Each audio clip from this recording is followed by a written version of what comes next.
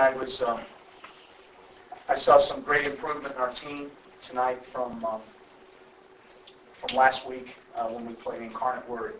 I thought, especially the second half, we did a really nice job of challenging shots on the defensive end. I still would like to see our ball pressure a little bit better as far as just taking away good passing looks by our opponent. But I thought we made some great adjustments on their shooters, got out to them and challenged shots as the statistics show. I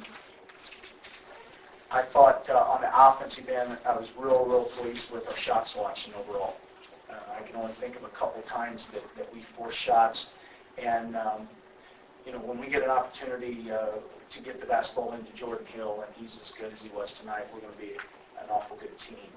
And I thought our guys did a phenomenal job of finding him and realizing that he had the hot hand and he did have a distinct advantage inside. So overall, I was pleased. I think we got a long way to go, but we're getting there. What signs, I mean, you talk a little bit about, what signs do you see that lead you to believe that Monday is going to be fine and you're ready? You know, I think one of the things I saw that some may not notice, I thought our organization was better. One of the things we've been working on in practice is on dead ball situations. You may have seen the guys huddle a little bit more tonight. We're trying to communicate with them as a group instead of kind of that chain reaction thing where you tell one guy and depending on it, get to all five. It doesn't happen very often.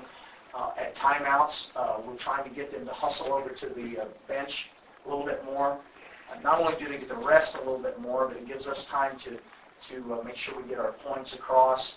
I felt like there was more of an urgency. We got to the out-of-bounds plays quicker. Those are all things that you want to see in your team because in tight ball games, those things matter. I thought transition-wise, when we got back, I still would like to see us stop the ball a little bit earlier, but we didn't have nearly as many just coast-to-coast type plays as you saw in the Incarnate Word game.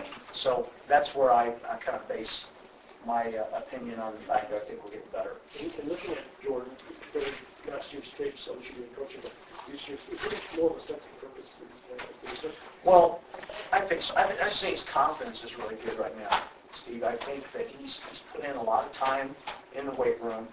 I think his skill development is really good. I mean, gosh, the guy runs like a three-man, and, he's got range up to, 16, 17 feet. I'm perfectly okay with him facing up and shooting that shot.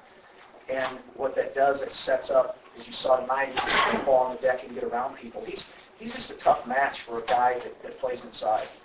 It also helps that he was obviously taller than most of the guys. Yeah, but, they had better size. That was one of the things that encouraged me. They had a couple guys that were 6'9", 6'8". At least they had the length. No, they might not have had Pac-10 athleticism.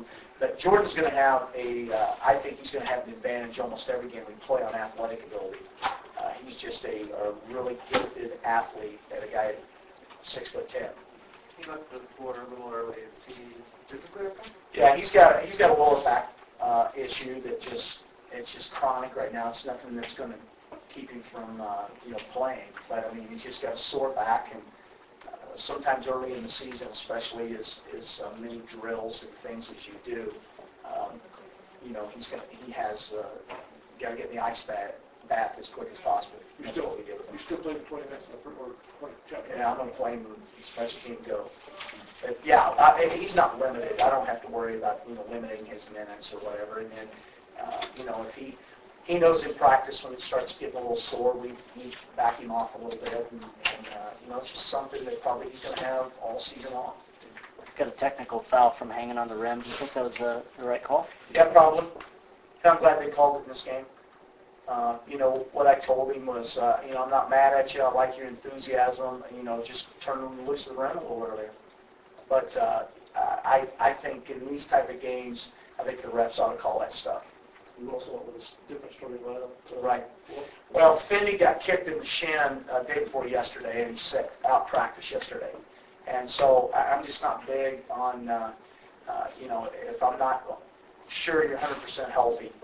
I wasn't sure about putting him in, and he looked okay when he got in there. But it also gave us an opportunity to play a little bit of small ball. I thought Kyle Fogg deserved the opportunity. He's been practicing very well.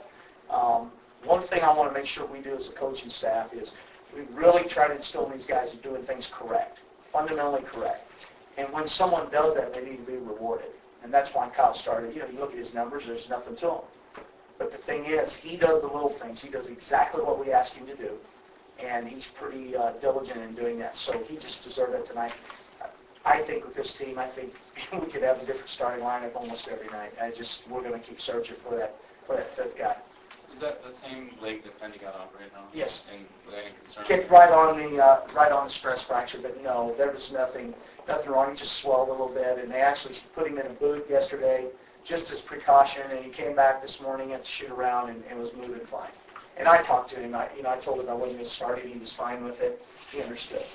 Could you talk a little bit about the competition between Fogg and Garland, maybe the reserve two spotters? Yeah, and they're different players, Steve. Garland's going to be almost an exclusive point, although we did play he and Nick together a little bit tonight.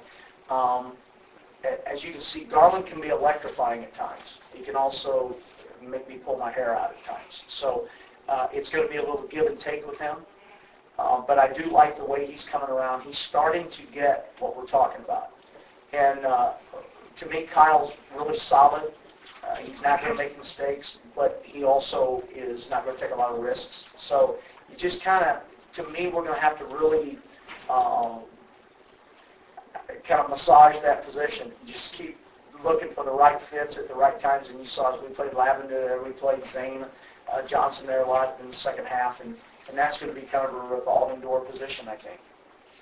How's Nick doing? And you got him in the training room now too? Yeah, he told me as he was walking in, they had to do something to his stitches, adjust them. I think he used the word adjust. I don't know what adjust his stitches means, so maybe you guys can help me with that. So I don't know if they came loose and they needed to tighten them back up, but as I was going to the radio, that's what he told me. I have to go get my stitches adjusted.